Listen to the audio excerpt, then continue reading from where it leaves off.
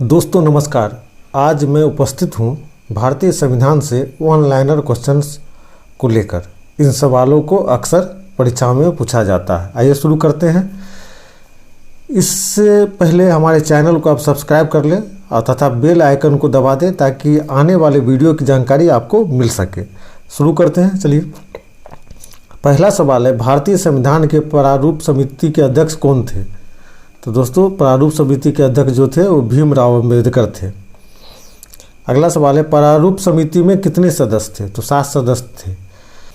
संविधान सभा का संवैधानिक सलाहकार किसे नियुक्त किया गया था? दोस्तों, BN राव को, यहाँ मिस्टेक हो गया, राव होगा, BN राव को संवैधानिक सलाहकार नियुक्त किया गया था। भारत की संविधान सभा ने राष्ट्रीय ध्वज को सर्वप्रथम कब स्वीकार किया था? दोस्तों, सही जवाब है 22 जुलाई 1947 को। अगला सवाल है, संविधान निर्मात्री परिषद की झंडा समिति के अध्यक्ष कौन थे? तो झंडा समिति के अध्यक्ष डॉक्टर राजेंद्र प्रसाद थे। आगे आइए।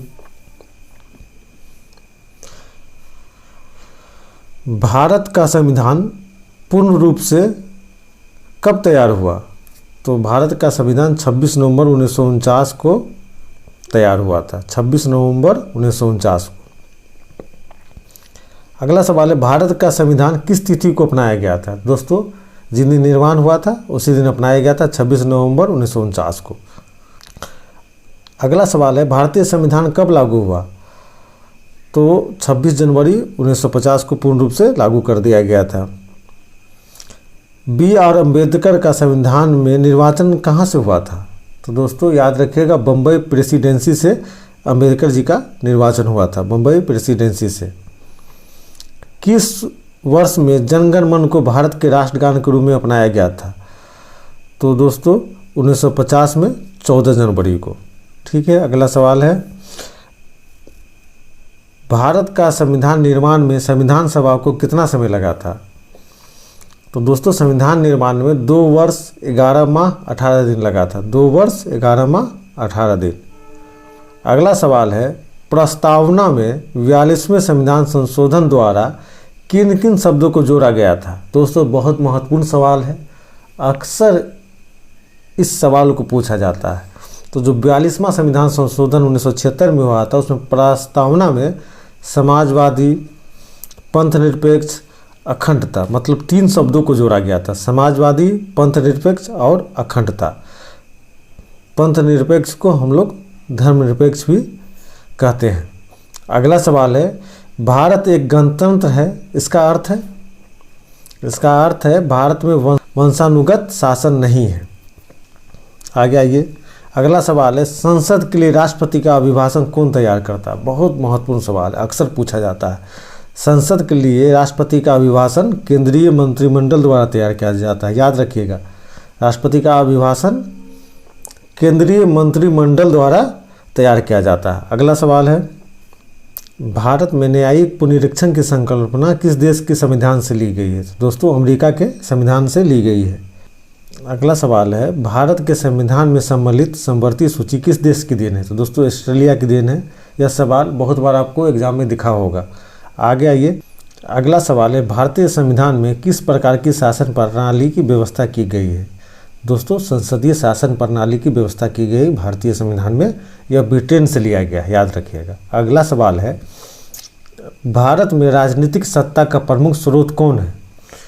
दोस्तों, भारत में जनता जो है राजनीतिक सत्ता का प्रमुख स्रोत है। अगला सवाल है, भारतीय संघवाद को सहकारी संघवाद किसने कहा है? भारतीय संघवाद को सहकारी संघवाद किसने कहा है? यह क्वेश्चन UPPCS में आ चुका है। G. ऑस्टिन ने कहा है। अगला सवाल है, किसने कहा था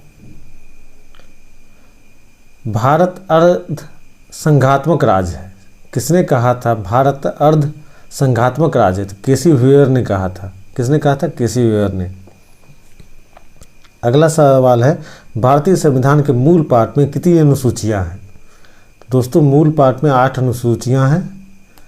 वर्तमान समय में भारतीय संविधान में कितनी अनुसूचियां हैं? दोस्तों, 12 अनुसूचियां हैं। मतलब 4 अनुसूचियां संशोधन के द्वारा जोड़ी गई है। अगला सवाल है, भारतीय संविधान की 10वीं अनुसूची का संबंध किससे है? तो दोस्तों दल बदल विरोधी कानून से है। 10वीं अनुसूची का संबंध दल बदल विरोधी कानून से है। क्या भारत में दोहरी नागरिकता का प्रावधान है? दोस्तों भारत में दोहरी नागरिकता का प्रावधान नहीं है, जबकि अमेरिका में दोहरी नागरिकता का प्रावधान है। अगला सवाल है, संविधान के किस अनुच्छेद द्वारा अस्पृश्यता का उन्मूलन किया गया है? दोस्तों अनुच्छेद 17 द्वारा। अगला सवाल है, भारतीय संविधान में अनुच्छेद 25 का संबंध किससे है? दोस्तों अनुच्छेद 25 का संबंध धार्मिक स्वतंत्रता से है। किससे है? धार्मिक स्वतंत्रता से है। आगे आइए, डॉक्टर भीमराव अंबेडकर ने किस मौलिक अधिकार को संविधान का हृदय एवं आत्मा कहा था? दोस्तों इसका सही जवाब है संवैधानिक उपचारों के अधिकार को, संवैधानिक उपचारिक अधिकार को। अगला सवाल है, कल्याणकारी राष्ट्र की संकल्पना का समावेश भारतीय संविधान में कहाँ है? तो दोस्तों राष्ट्र की नीति निर्देशक तत्वों में है। राष्ट्र की नीति निर्देशक तत्वों में है। अगला सवाल है, बंधुआ मजदूर उन्मूलन अधिनियम संसद में कब पारित किया गया है? यह सवाल बहुत बार पूछा जा चुका है, अब पूछे जाने की संभावना है। दोस्तों 1976 में बंधुआ मजदूर अधिनियम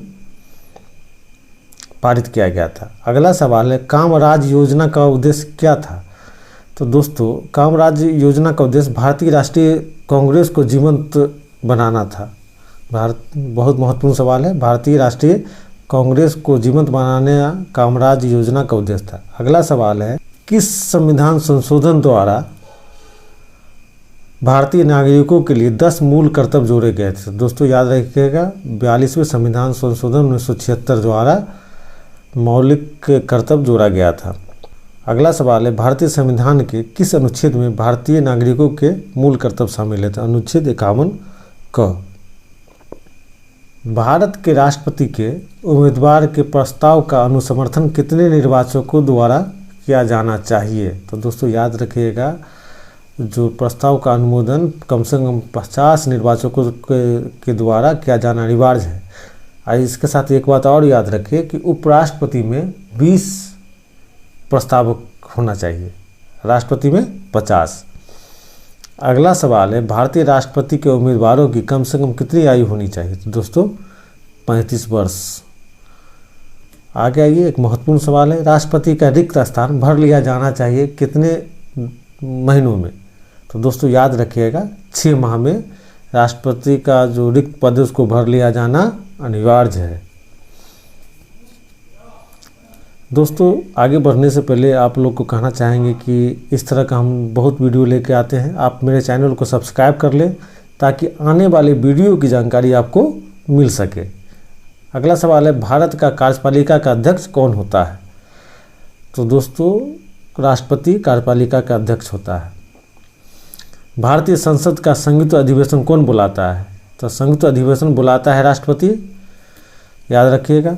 प्रायः किसकी सलाह पर राज्य में राष्ट्रपति शासन लागू किया जाता है? अक्सर आप सुनने में आता होगा कि उस राज्य में राष्ट्रपति शासन लागू हो गया है। तो दोस्तों गवर्नर की सलाह पर राष्ट्रपति शासन लागू करता है। किसने कहा था कि राष्ट्रपति का आपातकालीन अधिकार संविधान के साथ धोखा है? दोस्तों यहाँ में टाइपिंग मिस्टेक है, हृदयनाथ कुजरू ने कहा था। हृदयनाथ कुजरू ने कहा था राष्ट्रपति का आपातकालीन अधिकार संविधान के साथ धोखा है।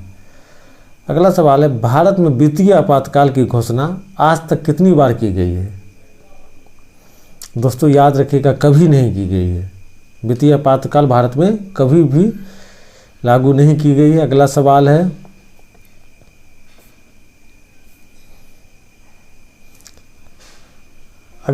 है, भारतीय संविधान के अंतर्गत कितने प्रकार के आपातकाल का प्रावधान है? दोस्तों 3 प्रकार के आपातकाल का प्रावधान है।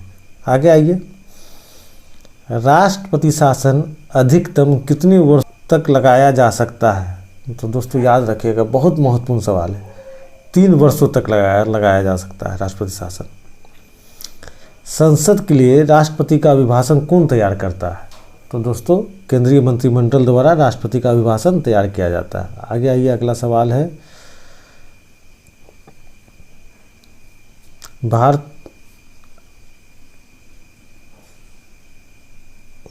भारतीय संविधान में समस्त कार्यपालिका की शक्ति निहित होती है किसमें?